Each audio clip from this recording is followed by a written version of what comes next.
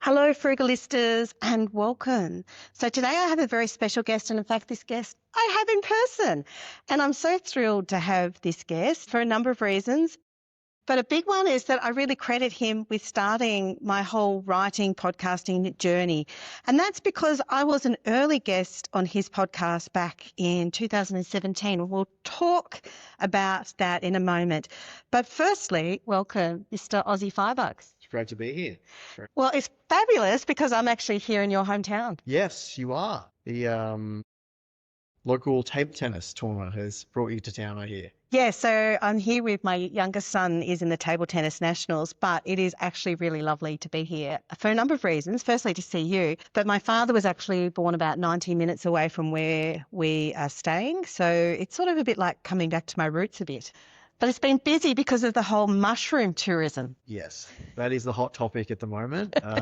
Yeah, a lot of podcasts are going on all around the world, to be honest, about the mushroom saga. I think she just got found guilty yesterday or the day before. So yeah, crazy.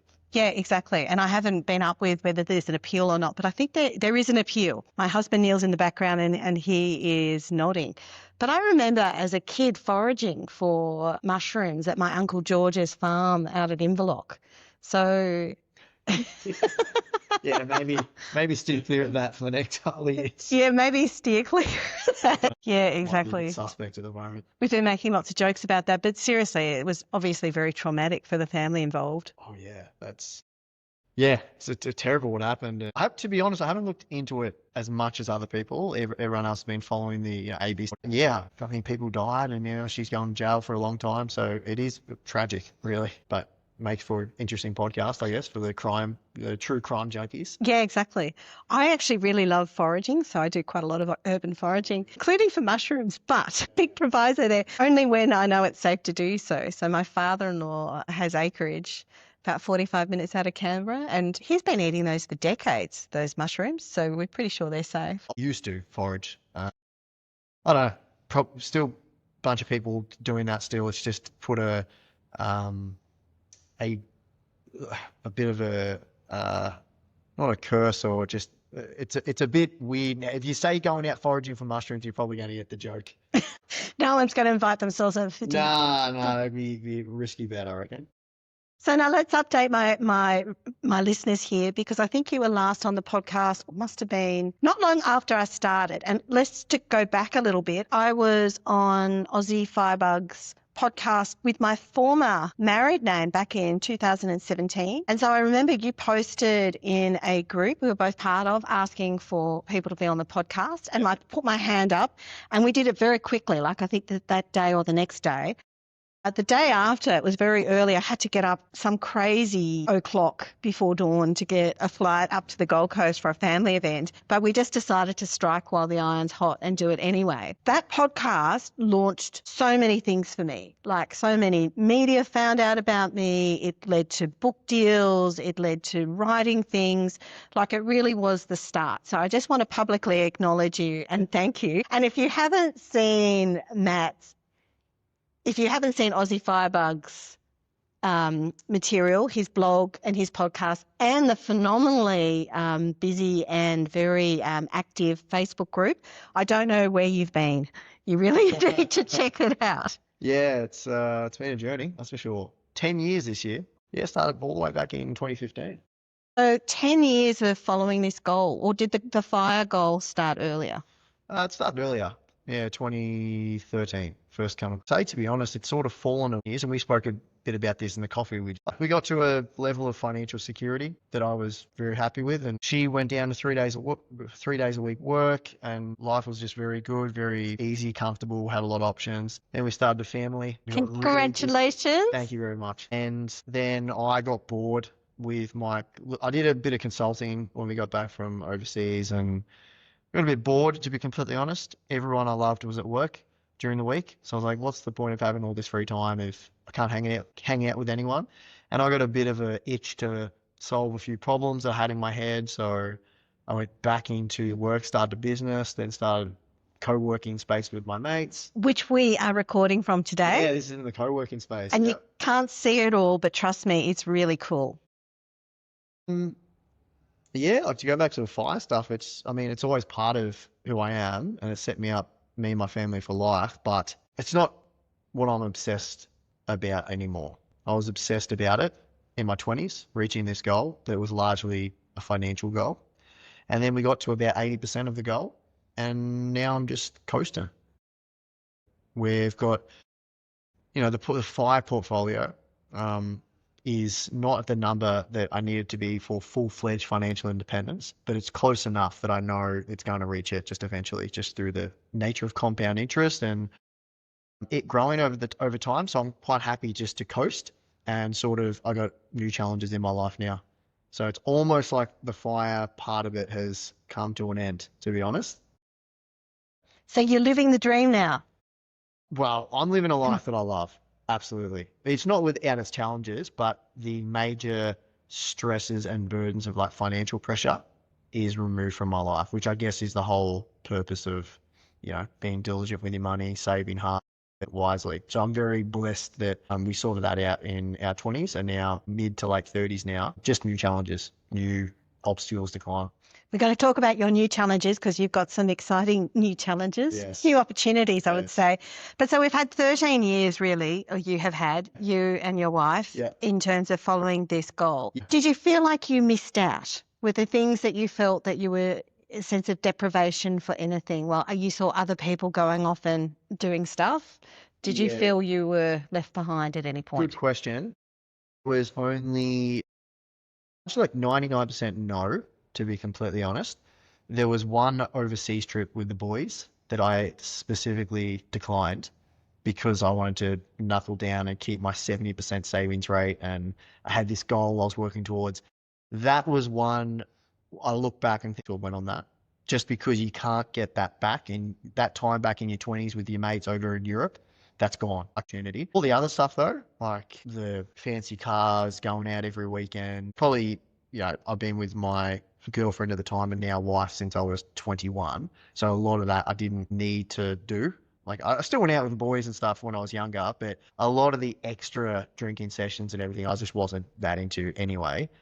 So largely no, but there were a few sacrifices. The main one that I like have slight regret over not going was the holiday with the boys. But other than that, not really. So what was this holiday? I was just a Euro trip with the lads. Yeah, that was just, over UK, Spain. Yeah, that was it. It was just a boys trip. And I've been on them before, but this one I missed out on.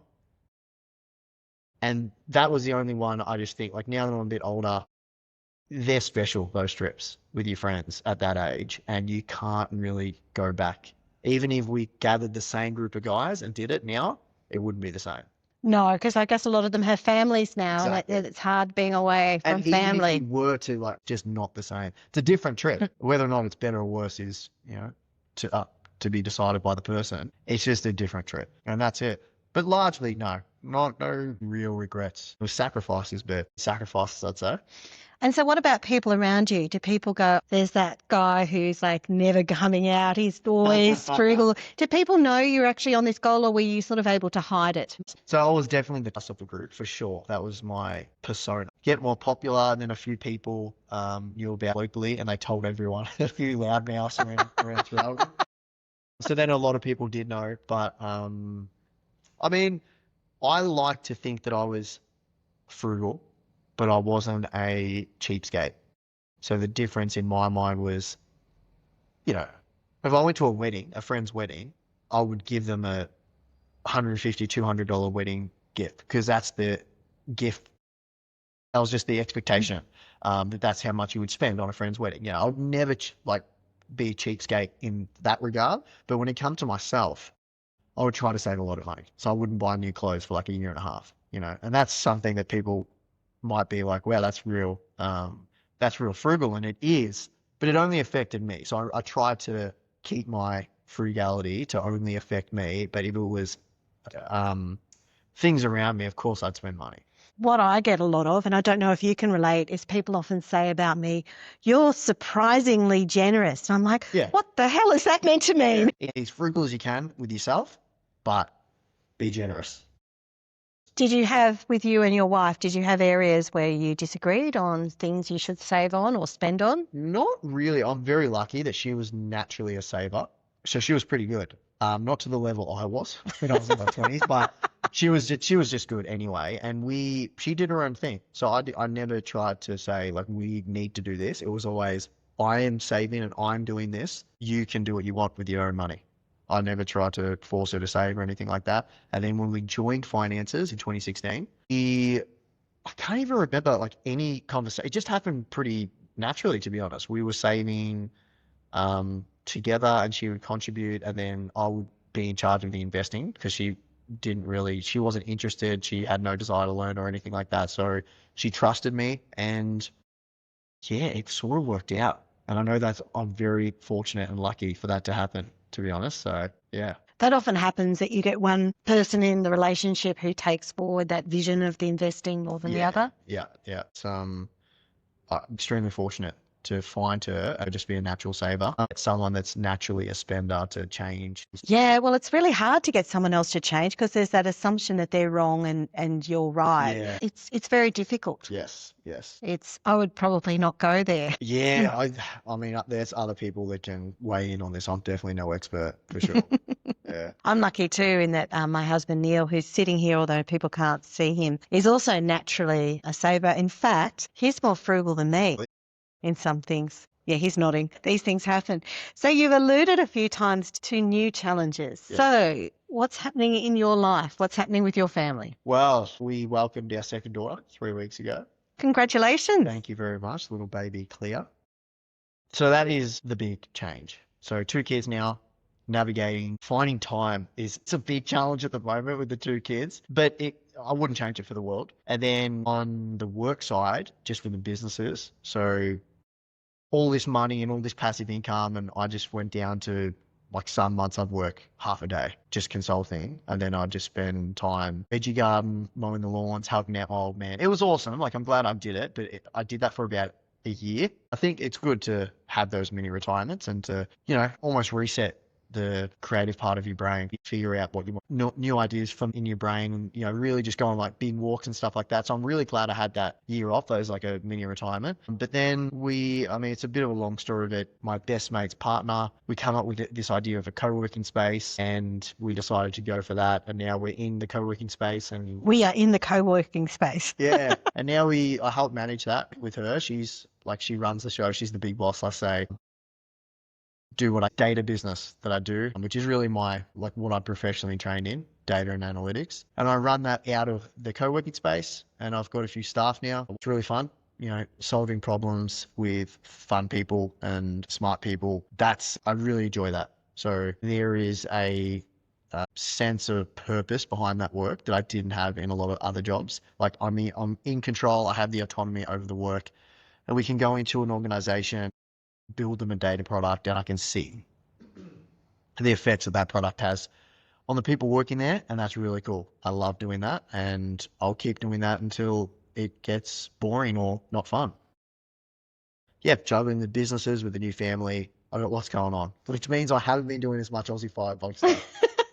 You have a lot on, and I think anyone who has young children, particularly a 3-week-old newborn, and your eldest daughter is 22 months. Right, so they're fairly close in age. Yes. And you probably can't see him too closely, but he looks really good. Like you don't look too sleep deprived. Well, I got a good night's sleep last night, and we help each other out a lot. And this is something that we spoke about. We did. The financial security is awesome to do what you want to do in life. But for me personally, where it has absolutely shined, and I cannot stress this enough, that if you're thinking about starting a family, you don't even have to do full financial independence, but even just having a financial buffer is super critical. The stress of the sleep deprivation that you have with kids, plus added on financial stress to that situation, would just be a disaster, in my opinion. And we are in a really blessed position where my wife isn't working. And she hasn't worked since our first kid was born. And I just find the dynamic, everyone's different, every family's different, but the dynamic that we have at the moment where she is a primary caretaker, I help her out all the time. I'm at home twice a week. Clea just being born, I'm at home 4 times a week. But I'm super flexible with my job.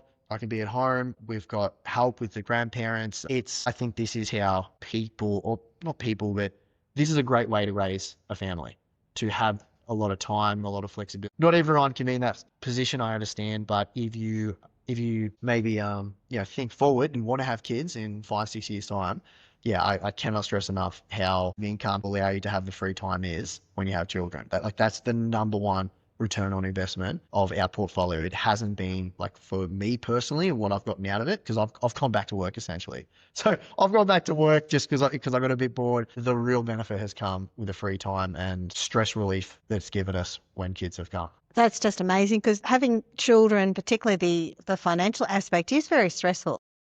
It's not just the nappies, whether it's disposable or the washing cloth ones. I don't know. Do you do cloth or do you do a mixture? I wanted to do cloth, to be honest. Just from a sustainability point of view, I thought, wow, nappies is... We were about the same. I think I bought a whole set of things, and my ex-husband said, there is no way. No way. And I went, okay, that's fine. That's just the way it is. My husband, Neil, who no one can see, but he's here. He had his children when he was very young. And back then, I don't think there were as many disposable. So he just did cloth. So I heard that. So the girls, they did cloth, but then for his son. So yeah, boys and girls are a bit different. I've only got girls, so I wouldn't know. But certainly there's a lot of financial stress around having children. There's time off work, the cost of looking after them, children getting sick, a whole range of stuff. Time off work, though, I think is the big one, because babies don't cost that much. I know that well, you know more than me, to be honest, but the expenses start piling up as they get older, so I'm told. Oh, yeah. Well, I've got a tween, nearly teen, and a teen, and we are now into that stage. In fact, my eldest has just done his road ready course, and hopefully we'll get his learners next week. So now we're sort of thinking about, do you buy another car? There's a whole range of different expenses. So the expenses, from my point of view, it's not that expensive, like to keep a baby alive, basically. It's the loss of income, which is the big one for most people. Like, again, we spoke about it today. If you're living in Sydney or Melbourne, there's a very good chance that even if you have a kid, both parents are still working. Just financially, you can't afford to capital cities without at least part-time. But blessing ever that the portfolio can give us. It's a security blanket on our family, and we know that it's there, a whole bunch of money. If we're ever stuck in a pinch, we can sell a few shares, get hundreds of thousands of dollars. Stress it enough how awesome it's been. Yeah, I can imagine as well. And the other thing too you talk about is having family support. So we're here in regional Victoria, and I remember when I graduated from university, no one wanted to go to regional areas. Live in Canberra, and no one wanted to go to Canberra either because it was considered too remote. Everyone wanted to be in the big capital cities. But there's been quite a change, and I'm really impressed with just how dynamic Traralgon is, and just the eating scene. People are really, they're just really pleasant. We were laughing because we went to the gym, my eldest son and I, and there was this guy on a push bike, and he was sort of cycling close to us, and he's going, "G'day, how are you? Where are you from?" And we were naturally very cautious because we used to live near a public housing apartment where there's lots of people on bikes who had drug problems. So we're like, "Yep, it's fine, thanks. Yep." She's just being friendly, and we're like, oh, what a change. Yeah, I love it. Born and raised here, just with the facilities that have come about. But you're right, the food scene, the coffee scene and everything is really good for where we are. Yeah, can't complain, to be honest. And the biggest thing, like you said, just the support. I cannot stress that enough. If you're thinking about starting a family and you're in a position to get support from your family like that, seriously consider moving, which we did. We were overseas, and we knew that we're going to come back here to start a family because of the support. It's something that you almost can't put a number on, like a dollar figure on. Because you can get, daycare and everything, but I don't think it's the same as having your family. Yeah, I didn't have family close to me when mine were young, and I think, it was a struggle, I'll be honest, and so it was difficult. I couldn't imagine it. Honestly, I don't know how... we would cope, and everyone does. It's really nice. You got the cousins' play dates, and sister-in-law helps out her sister, grandma helps out. It's just the way it sort of evolved for us. And I think this is a really good way to... All I'm saying is that consider that if you have children, that if your family is somewhere else, I will definitely have that conversation with my wife. Maybe we... Yeah, especially it sounds like you have a particularly tight-knit family. We do, and we are lucky in that regard. Yeah, we are, yeah. Yeah, and that is something to be grateful for, because not everyone has that support network. No, you're right. Yeah. You're right. And there is, I think the laws got changed, or the price of daycare has come right, I think, because we're only paying, I think we're only paying like, Elena does one, I think it's like $16 for the whole day. Wasn't it like 100 a few years ago? Well, when I had my children when I was going through separation, at that time, Canberra had the most expensive daycare in Australia. It was $100 a day, I think, after the rebates for both of them. I think it was like $50 each. So it was kind of crazy. When my ex-husband and I were together, his salary was basically 100% going into the childcare. But of course, then there's other considerations too, which is if you get out of the workforce and you need to be back in, it is more expensive and you miss out on superannuation, a few things. So yeah, I think I've got like some big ideas. I haven't really fleshed it out, but like just big picture thinking that the reliance on the double income household I just don't think it's been that great for our society in general. I strongly believe that, generally speaking, people are working too much in the household in Australia, and I think it's happening all over the world. And when you try to introduce children to that mix, of course, things are going to suffer. Mental health, stress, just being tired all the time. Like if you've got two parents working and you're trying to juggle your whole life and you try to bring kids into the mix, like it's no wonder that... Well, it's crazy. We have last I looked, it was like 1.66 or something. Yeah, like 1.6 in Australia, which is really low. Even compared to our like similar countries, that's really low. The statistics are that younger Australians are not drinking and they're not having sex, basically. I think, and again, I haven't really fleshed this out and like done some critical analysis. This is totally just off the top of the brain. It's my opinions. Almost a requirement that both people need to work full time for you to be able to afford a house in a major city like Melbourne and Sydney. I mean, what does that do to the household? It means that if you do want to have kids, two people are working full time. So now you got to rely on daycare. And daycare, although it's a lot cheaper now, it's still an expense. It's just, I don't know. I don't know what the answer is. I'm just throwing it out there. There's a lot of issues with that. So I think it's a problem, yeah. So my latest book, How to Pay Off Your Mortgage in 10 Years, when I was writing that, the average mortgage was just over $600,000. It's changed a little bit now, that I use $600,000 as a benchmark for all of those things. And when I was writing it, the average mortgage was still, I think, 5 point something, but it was going up. And then by the time it was published, I think it had just hit 6. And of course, it's coming down a bit, but didn't come down this week, but it is coming down.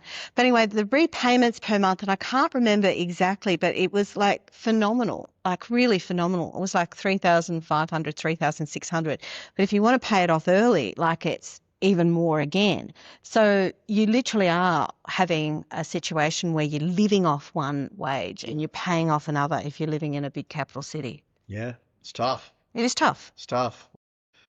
I mean, what do you do?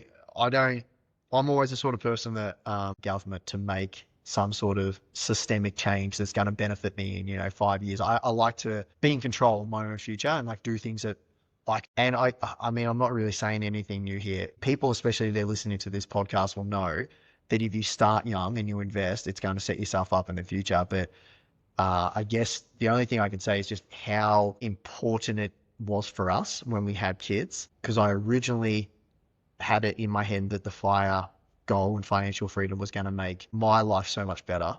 But really what it's done is giving my family a better life. That's really like the ultimate goal of all the 10 years of saving and investing has resulted in Chrissy not having to go to work rather than me. So I've gone back to work and started 2 businesses. I'm working harder than ever, but I'm loving it because I have that autonomy.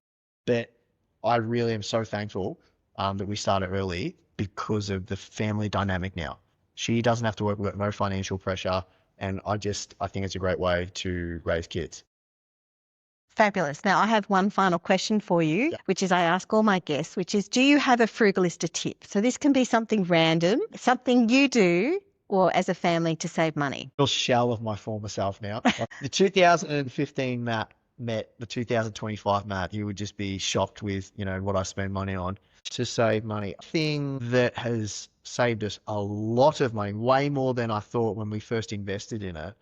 And this is something big. It's not something small. So apologies if anyone's expecting something small, but it's the solar panels. I worked out when we first got them in 2021 that it was going to be like a 7-year payoff period. And what has happened since we've had children, the electricity bill, the electricity usage during the day has gone through the roof just because of how many times we've had to run the dryer and the washing machine in the middle of winter. Because when it was just me and Chrissy, we didn't use a lot of power. So the payback period was a lot longer. But now with kids, my goodness, that is one. If you're going to be in a house for more than 5 years, I'd say, seriously look at solar, especially if you live in Queensland. Like, I think if you're in a house in Queensland and you don't have solar, like, crunch the numbers, because the return that we're getting at the moment blows the share market out of the water.